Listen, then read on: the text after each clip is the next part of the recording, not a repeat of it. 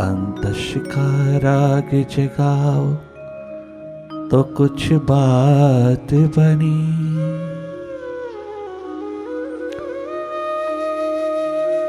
सुरती का दीप जलाओ तो कुछ बात बनी, तो कुछ बात बनी।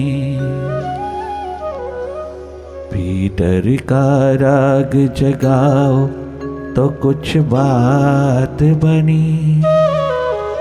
पीटर का राग जगाओ तो कुछ बात बनी।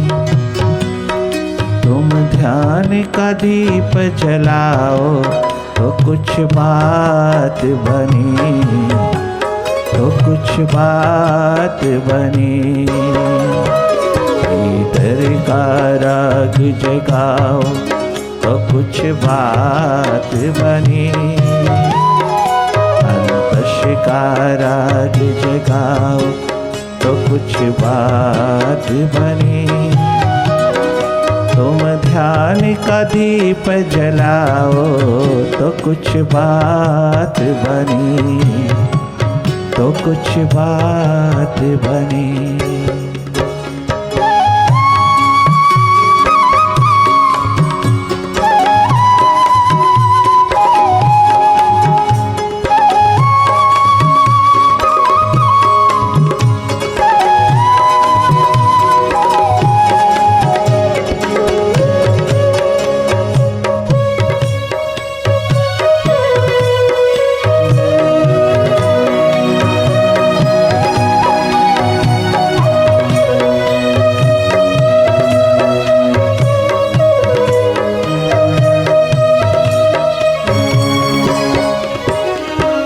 जल जाए हंकार,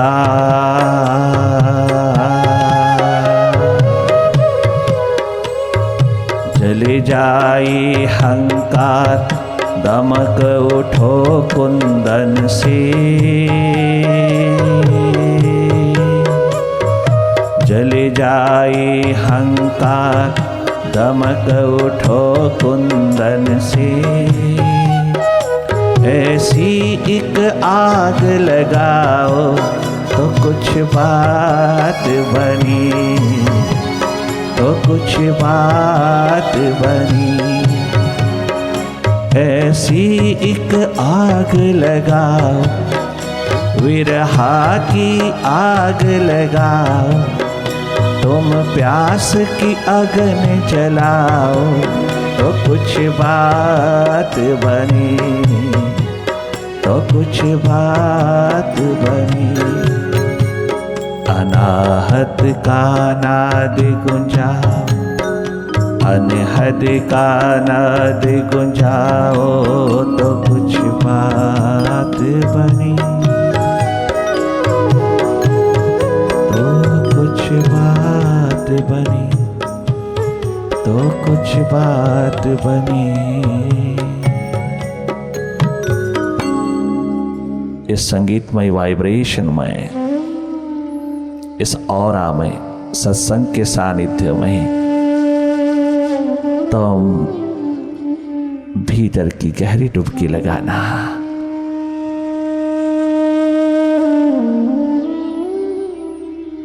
इस माइंड के खेल को देखते जाना, कितना बिखराव, कितना बिखरता चला जाता है, कितना हलचल मचाता है, कितना रेस्टलेस होता है, कितना विचारों की भीड़ खड़ी कर देता है। इसके खेल को देखते चले जाना। और अगर ये शांत अवस्था में है तो तुम प्यास में डूबते चले जाना, अपने स्वभाव में स्थित होते चले जाना। मन को कुछ कहना नहीं, विचारों को सुप्रेस नहीं करना, दबाना नहीं, मन को कहीं फोकस नहीं करना, कहीं जोड़ना मोड़ना, दबाना लगाना, वापस लौटाने की कोशिश करना कदाचित नहीं, बिल्कुल ना करना। उसके साथ कोई छेड़खानी ना करना। वो तो पहले ही रिएक्शन दिखा रहा है, वो तो पहले ही रेस्टलेस हो रहा है, वो तो पहले ही भाग खड़ा हुआ है, वो तो पहले ही चारों दिशाओं में भाग रहा है। अब उसको और कुछ नहीं करना न करना, उसको देखना, उसके प्रति जागना। तुम उसके साथ मत जाना, तुम उसके साथ कोई आइडेंटिफिकेशन मत रखना, कोई तादात्म्य नहीं जोड़ना। तुम पुनः पुनः वापस लौटना।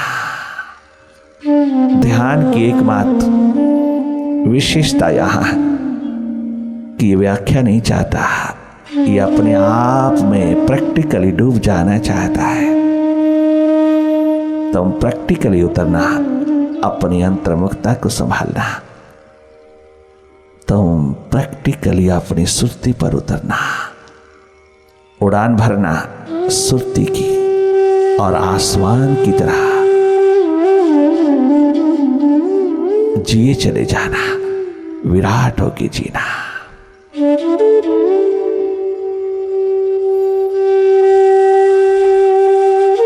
बहुत सहज में देखना, सहज पूर्वक। जो स्वतः उतर रहा है, जो स्वतः उठ रहा है, उसी को देखते रहना। अपने आप मन की सफाई होती चली जाती है, मन की क्लांसिंग होती चली जाती है। अपने आप विचार कम होते जाते हैं, अंधेरे कम होते जाते हैं, अंधेरे पतले होते चले जाते हैं। स्वतः होता है, तुझे कुछ करना नहीं, तुझे केवल जागे जागे देखते रहना है, मन का तमाशा देखते रहना है, अननेसेसरी थॉट्स का खेल देखते रहना है। मन की पकड़ को देखते रहना है।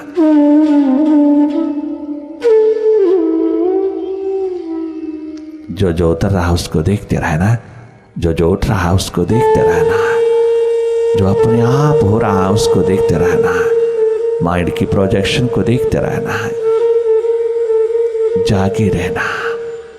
तुम दृष्टा साक्षी, भीतर के साक्षी हो जाना।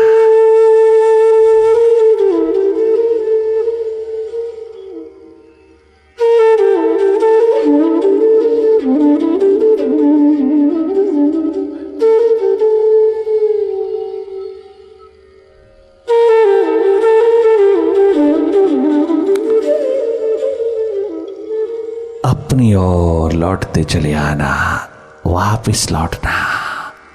मन तुझे बार बार दूर ले जाएगा, खंडित करेगा तुझको। तुम अब मन के हाथ ना खेलना, अब मन को करने देना जो वो करना चाहता है, किंतु तू उसमें पार्टिसिपेट ना करना, तो उसके साथ इन्वॉल्व ना होना। अब तो उसके साथ कोई आइडेंटिफिकेशन मत रखना, तुम उससे हटते चले आना। मन को हटाना नहीं, तूने स्वयं हटते चले आना है। मन से हटने से सारी प्रॉब्लम हल होती चली जाएंगी। मन से हटते ही तो हार्दिक होता चला जाएगा, तो अपने स्वभाव में स्थित होता चला जाएगा, तो एनलाइटेंड होता जाएगा, तो स्वयं अपनी सुरती में विराजमान होता चला जाएगा।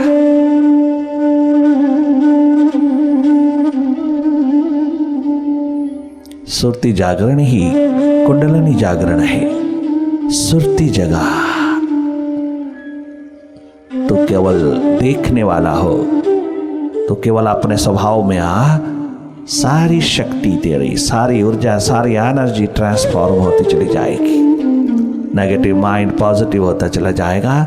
ये फिर तेरी और अपने आप लौटेगा, ये अपने आप समर्पित होगा, अपने आप तेरे पीछे लगू होगा, अपने आप तेरे अंतर्गत होता चला जाएगा। ये माइंड नो माइंड होता जाएगा और तेरा प्रोसेस पूरा होता जाएगा, तेरा सौभाग्य उदय होता चला जाएगा।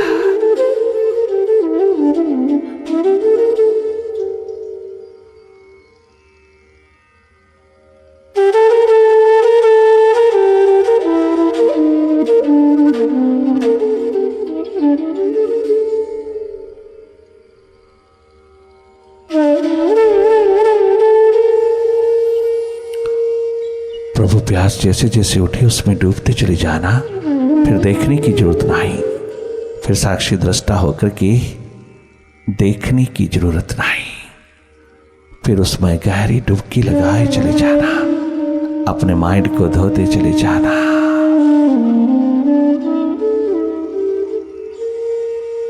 जो जो उसका दर्द, उसकी प्यास, उसकी दीवानगी उठती है, उसका प्रेम उमड़ता चला आता है, उसकी ओर खिंचाव बढ़ता चला जाता है, उसकी प्यास उठती चली जाती है, उसका इनविटेशन जैसे जैसे तू स्वीकार करता चला जाता है, एक्सेप्ट करता चला जाता है, तो उसके निकट होता चला जाता है। जो जो उसके निकट होता चला जाता है, एक्सटेसी की स्टेट आती है, आनंद मगन हो जाता है, तू झूम उठता है, तेरा शरीर डोलने लगता है डोली की तरह। तो अपने स्वरूप को बहुत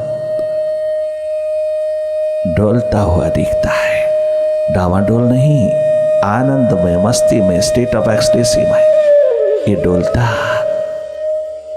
ये रोम रोम से नृत्य करता हुआ उमड़ता चला आता है।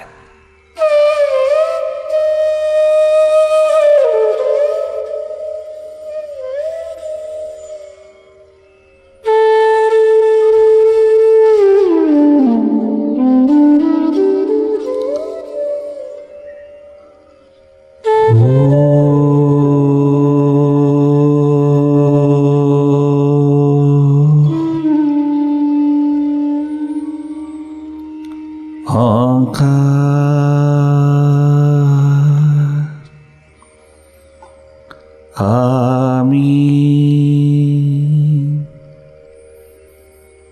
हे मन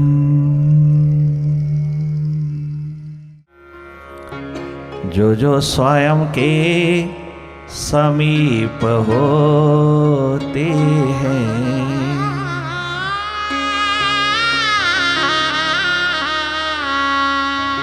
जो जो मालिक के करीब होते हैं, जो जो मुर्शिद के करीब होते हैं, वो बड़े खुश नसीब होते हैं, वो बड़े खुश नसीब होते हैं, जो जो प्रभु के करीब होते हैं, जो जो स्वयं के समीप होते हैं, जो जो सद्गुरु के करीब होते हैं, जो जो मालिक के करीब होते हैं, वो बड़े खुश नसीब होते हैं, वो बड़े खुश नसीब होते हैं, जो जो प्रभु के करीब होते हैं, जो जो खुदा के करीब होते हैं।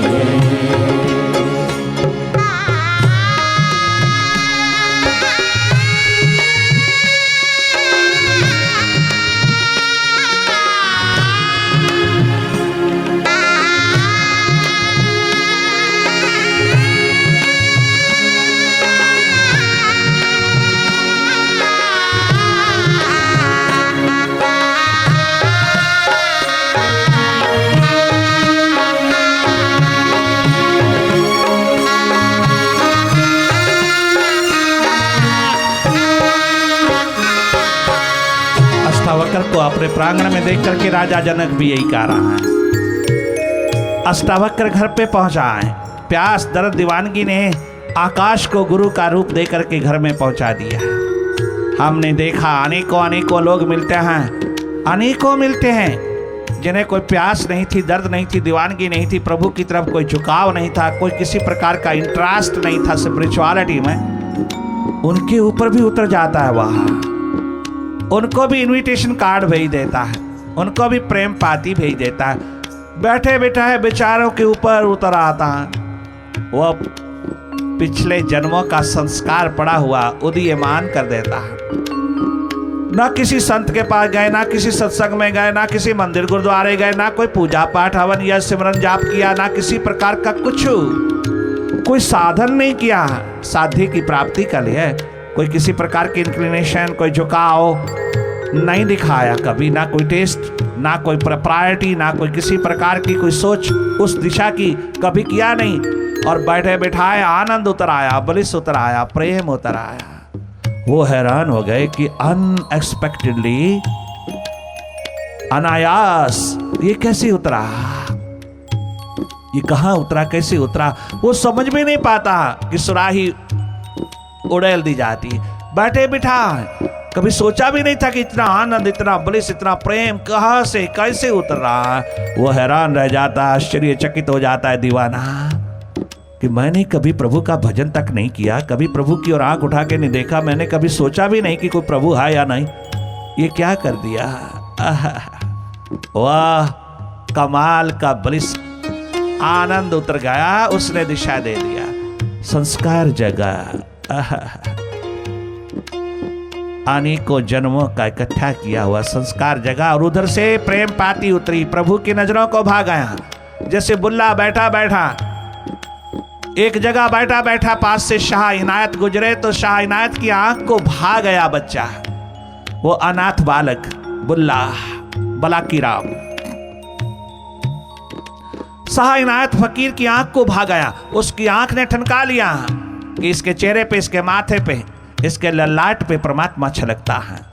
ये बच्चा एक दिन परमात्मा की गोदी में हो जाने वाला, परमात्मा के अंतर्गत हो जाने की क्षमता रखता है, ये प्यास रखता है जो दबी पड़ी है। शाह इनायत ने जरा सी आंख से आंख लगाई और बच्चे में प्रेम जग गया, उसमें प्यार मोहब्बत का नगमा गूंज उठा, उसमें अट्रैक्शन, आकर्षण पैदा हो गया, उसमें स्वयं शाह इनायत की मूर्ति बनने लगी, उसकी सूरत मूरत उतरने लगी। उसकी नजरों को क्या नजर से मिला, क्या मुर्शिद की नजर से क्या आंख मिली, क्या नजर मिली, क्या मिल गया थोड़े एक पल में, क्या वाइब्रेशन छू गई, क्या उसका ऑरा छू गया कि बलाकी राम बुल्ले शाह हो गया।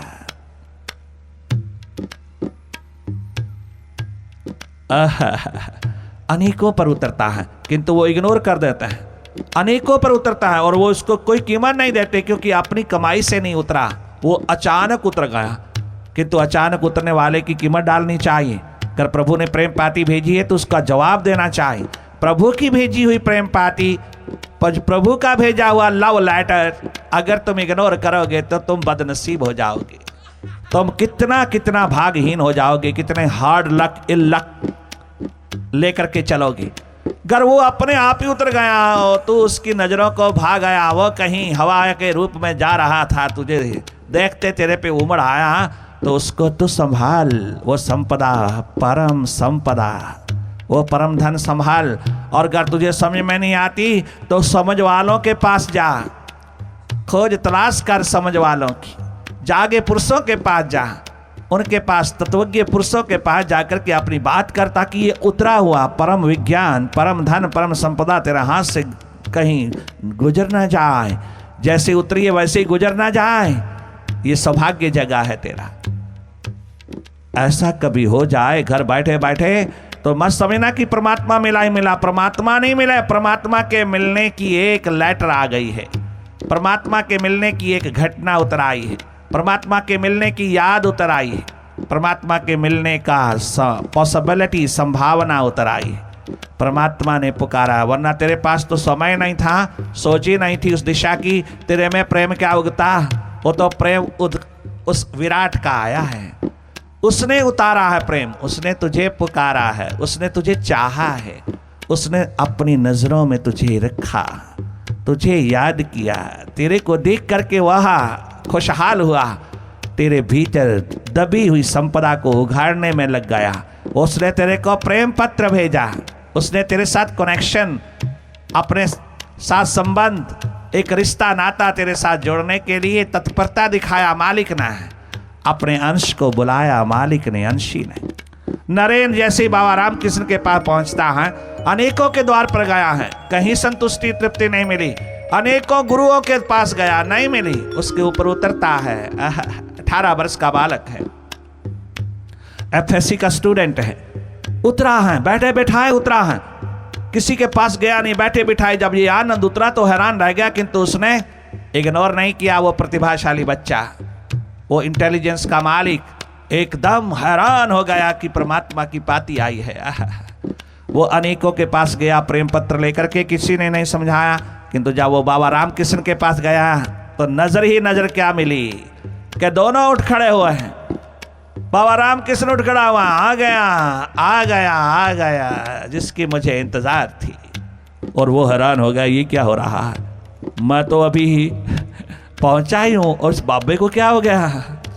बाबा ऐसा आनंदित मदित एक्सटेसी में, बाबा मुझे देख के, और बाबे की नजरों से नजर मिली तो स्वयं नरेन भी, विवेकानंद होने वाले बालक ने, नरेन भी नाच उठा। नजर से नजर मिलते ही पहचान हो गई, गुरु शिष्य का नाता जुड़ गया। नजर से नजर मिलता ही पहचान लिया।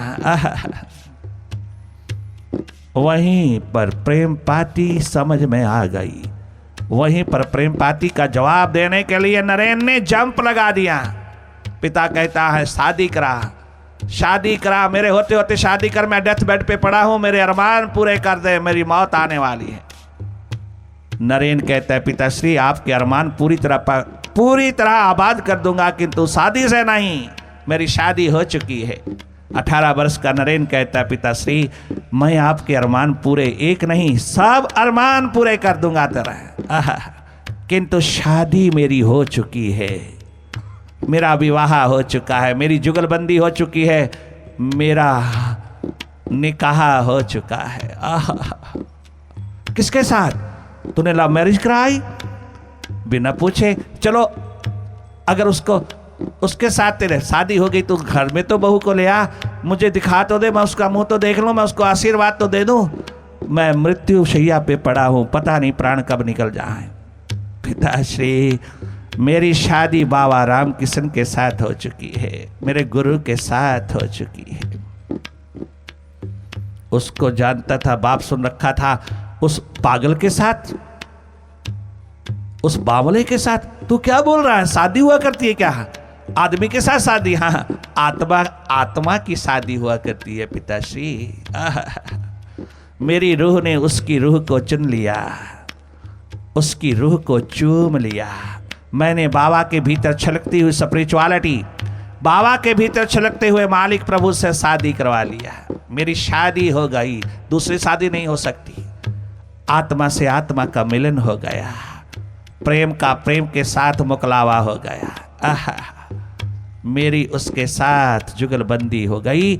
मेरी शादी की बात मत करना पिताश्री, और मैं सच कहता हूं ये शादी तेरे अरमान को पूरा कर देगी। तेरा अरमान तो क्या, तेरे अस्तित्व को चारों युगों में लहलहा देगी, आबाद कर देगी। जब तक ये शादी की बात रहेगी बाबा और मुझ के बीच, तब तक पिताश्री और माँ दोनों का नाम रहेगा। मैंने आपके अरमानों को आपके रहते रहते पूरा कर दिया है, तुम ना जानो तो तुम्हारी मर्जी है। नरेन विवेकानंद हुए और गुरु के द्वार पर, बाबा के द्वार पर कितना सुंदर कहता, जब बाबा कहता है बहुत हो लिया बहुत हो लिया, अब चलिए कुछ देने योग्य बनिए।